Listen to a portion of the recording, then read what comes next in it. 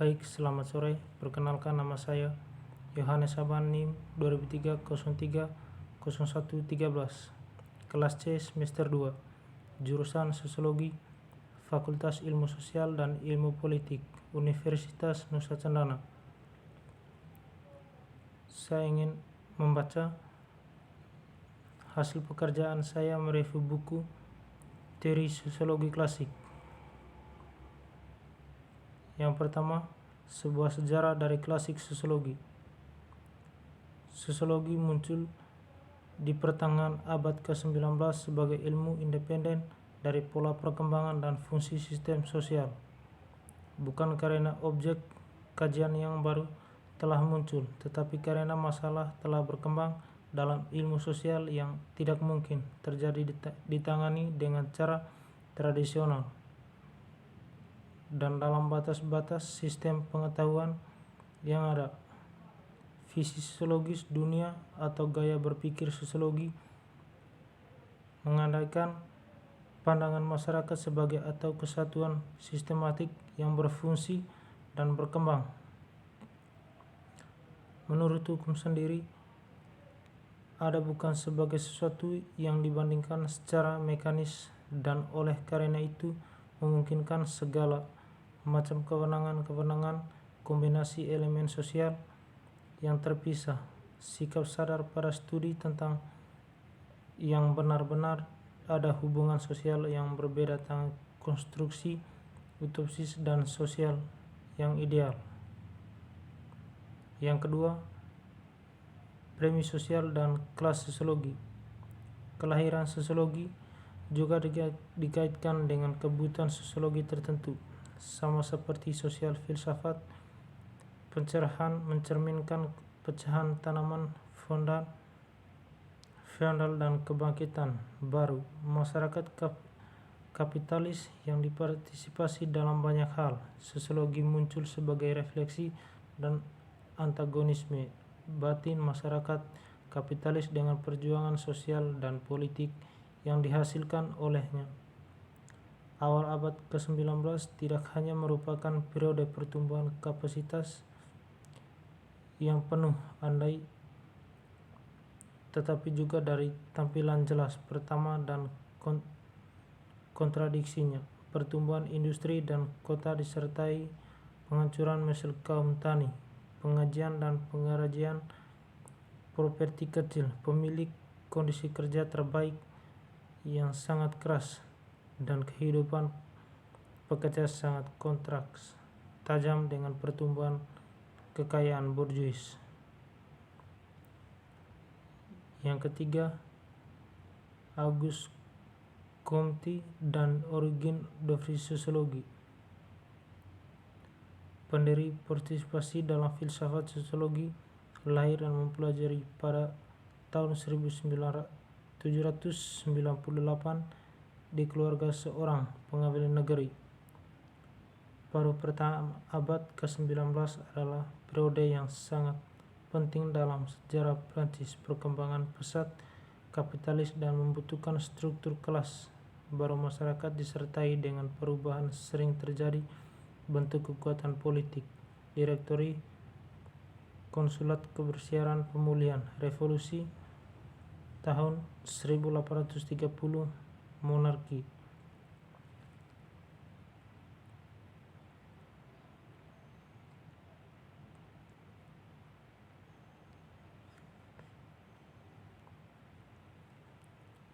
Yang keempat, metode sosiologi. Bagian penting dari sosiologi konten adalah pengembangan metode dan berlaku untuk studi tentang masyarakat, sementara spekulasi menantang di suatu sisi dan empirisme di sisi ekstrim yang lain. Comte mendukung penerapan dalam sosiologi observasi dan eksperimental metode komprehensiv dan historis. Observasi, kata dia, merupakan metode utama dalam sosiologi, tapi tidak bisa mendefinisikan tuntunan apa yang harus dipenuhi dan observasi sosial, sehingga dianggap dapat diandaikan dan tepat pengamatan terhadap fakta sosial untuk menempatkan sosiologi pada tataran sains dan diberikan materi sosiologi bekerja dengan karakter objektivitas. Yang kelima, statika sosial. Comte membagi sosiologi menjadi dua bagian besar. Statistika sosial dan dinamika sosial. Itu pertama mempelajari kondisi, keberadaan, dan hukum fungsi. Statistika sosial adalah teori sosial, ketertiban organisasi, dan harmoni. Comte menganggap masyarakat sebagai keseluruhan organik yang semua bagiannya saling berhubungan dan hanya bisa dipahami dalam kesatuan. Konsep ini ditunjukkan secara langsung terhadap teori individualistik dan upaya untuk menganggap masyarakat sebagai produk kontrak antar individu. Eksplorasi prinsip-prinsip yang menentukan struktur masyarakat dan keharmonisan dan ketertiban terjamin berkait erat bagi Comte dengan kebijakan sosial yang dibiasakan diwujudkan. Memperlakukan industri sosial utama, keluarga, negara, dan agama dari sudut pandang utama, fungsi sosial, dan peran mereka integrasi sosial. Yang keenam, Comte mengatakan